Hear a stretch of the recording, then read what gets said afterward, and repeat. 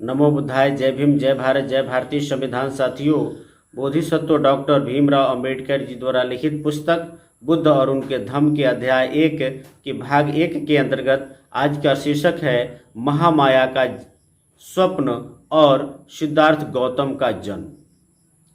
बाबा साहब अंबेडकर लिखते हैं कि साकियों में एक वार्षिक ग्रीष्मकालीन महोत्सव आषाढ़ महीने में मनाने की परंपरा थी। ऐसी प्रथा चली आ रही थी। यह महोत्सव जो है संपूर्ण राज्य में मनाया जाता था और इसमें राज परिवार के सदस्य भी शामिल रहते थे। सामान्यतः महोत्सव जो है 7 दिनों तक चलता था।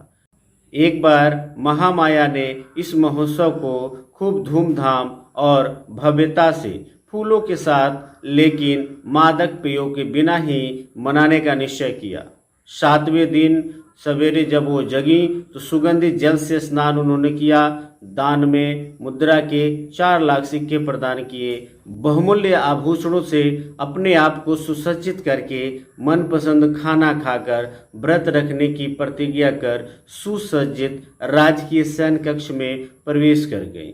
उस रात शुद्धोदन और महामाया संपर्क में आए और महामाया ने गर्भ धारण किया। राजकीय सैया पर पड़े पड़े महामाया को नींद आ गई और नींद में उन्होंने एक स्वप्न देखा। स्वप्न में उन्होंने देखा कि संसार के चतुर्दिक महाराजिक देवता उन्हें जो है सोते हुए चारपाई सहित उठा ले गए हैं, उठाकर हिमाचल तट प्रदेश पे ले गए हैं और एक विशालकाय साल वृक्ष के नीचे रखकर एक तरफ खड़े हो गए हैं।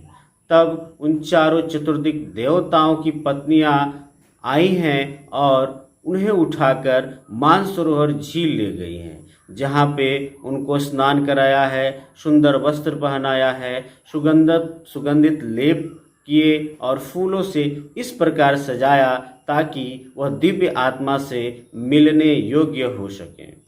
तब सुमेध नाम के बोधिसत्व यह कहते हुए महामाया के समक्ष उपस्थित हुए कि मैंने अपना अंतिम जन्म इस पृथ्वी पर लेने का निश्चय किया है।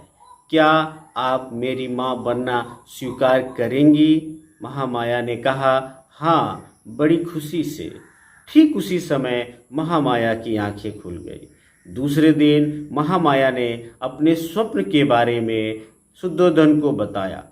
स्वप्न की व्याख्या करने में असमर्थ शुद्धोदन ने विद्वानों को बुलाया।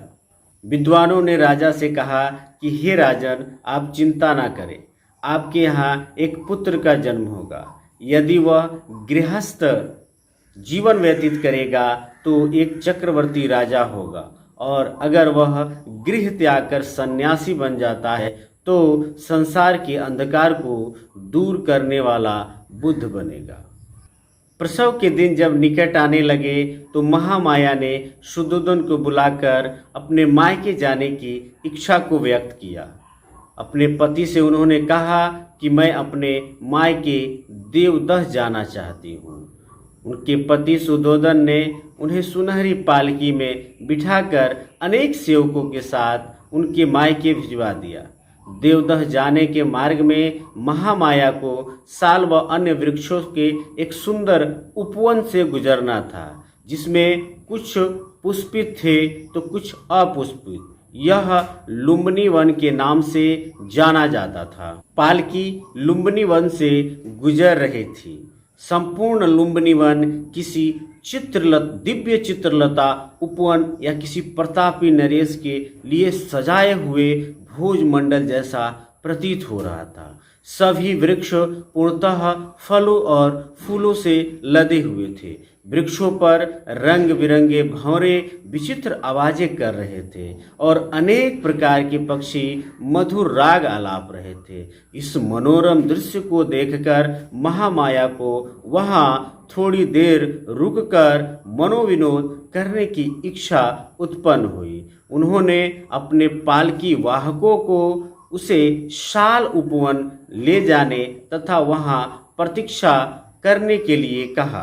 पालकी से उतरकर महामाया एक सुंदर साल वृक्ष तक पैदल गई। मनमोहक मंद मंद हवाएं चल रही थी और वृक्षों की शाखाएं ऊपर नीचे हिल रही थी। महामाया की इच्छा हुई कि उनमें से एक शाखा को पकड़ा जाए। संयोग से एक शाखा इतनी झुक गई कि उसे वो पकड़ सके। तुरंत शाखा ऊपर उठ गई और उन्हें हल्का सा झटका लग गया। झटका लगने से उन्हें प्रसव पीड़ा शुरू हो गया। साल वृक्ष की शाखा को पकड़े ही महामाया ने पुत्र को जन्म दिया। 563 ईसा पूर्व वैशाख पूर्णिमा के दिन एक बालक का जन्म हुआ, जिसका नाम सिद्धार्थ गौतम रखा गया। यही सिद्धार्थ गौतम बाद में आगे चलकर बुद्ध हुए, तथागत गौतम बुद्ध हुए, जिन्हें लाइट ऑफ एशिया के नाम से जाना जाता है।